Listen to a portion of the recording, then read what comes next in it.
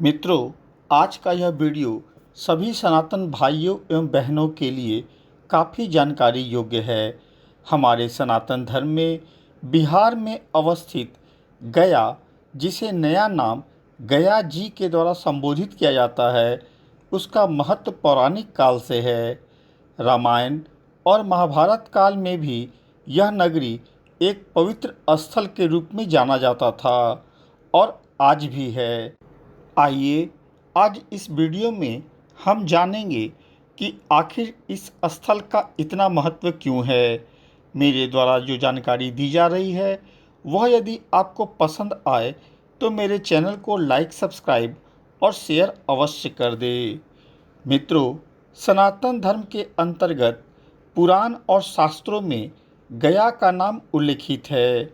इस प्राचीन कालीन तीर्थ स्थल के संबंध में कहा जाता है कि काशी और प्रयागराज से भी प्राचीन तीर्थ में गया का नाम आता है। सतयुग में भगवान विष्णु ने गदाधर रूप में अपना दाहिना पैर गयासुर नाम के राक्षस के शरीर पर रखा था। परिणाम स्वरूप गयासुर को उत्तम लोक की प्राप्ति हुई थी। गयासुर ने भगवान विष्णु से प्रार्थना की थी कि इस नगरी का नाम उसके नाम से जाना जाए। इस घटना के बाद से ऐसी मान्यता है कि गयासुर के ऊपर धर्मशिला और उस पर भगवान विष्णु के साक्षात चरण चिन्ह युगों युगों से आज भी विराजमान हैं और तब से ही इस धार्मिक नगरी का नाम गया पड़ा। पौराणिक ग्रंथों के अनुसार सतयुग काल में गयासुर नाम का एक राक्षस हुआ करता था जो भगवान विष्णु का परम भक्त था। राक्षस होने के बावजूद भी वह धार्मिक प्रवृत्ति का था और विष्णु जी की तपस्या किया करता था। उसने कोलाहल पर्वत पर कठिन तपस्या की। उसकी कठिन तपस्या से भगवान विष्णु प्रसन्न होकर दर्शन दिए और वरदान मांगने को कहा। गयासुर चूँकि धार्मिक प्रवृत्ति का था तो उसने भगवान विष्णु से वरदान मांगा कि प्रभु, मुझे ऐसा वरदान दे कि मेरे छूने मात्र से प्राणी स्वर्गधाम की तरफ चला जाए।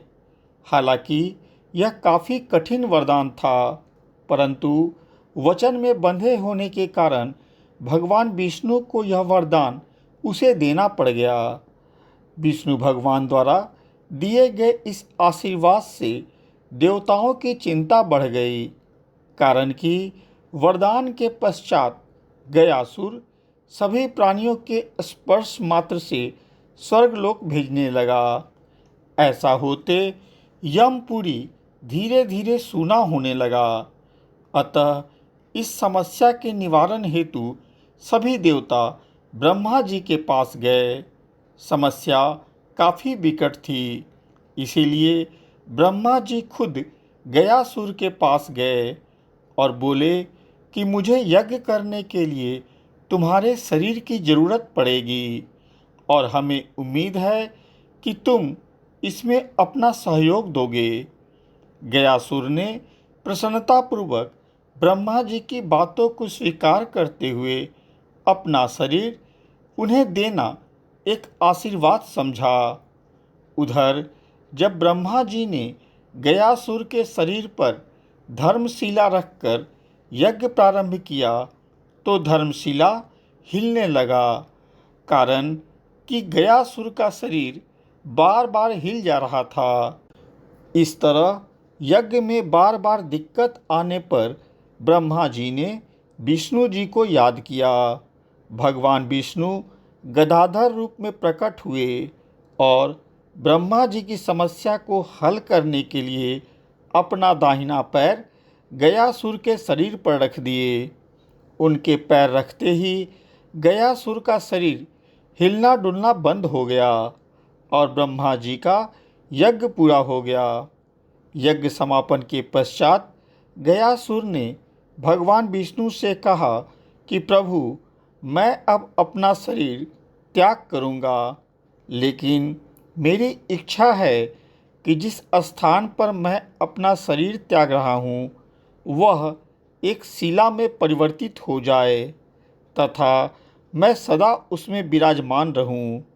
साथ ही उस शिला पर आपके चरणों का चिन्ह हमेशा हमेशा के लिए बना रहे। भगवान विष्णु ने गयासुर के इस इच्छा को स्वीकार किया।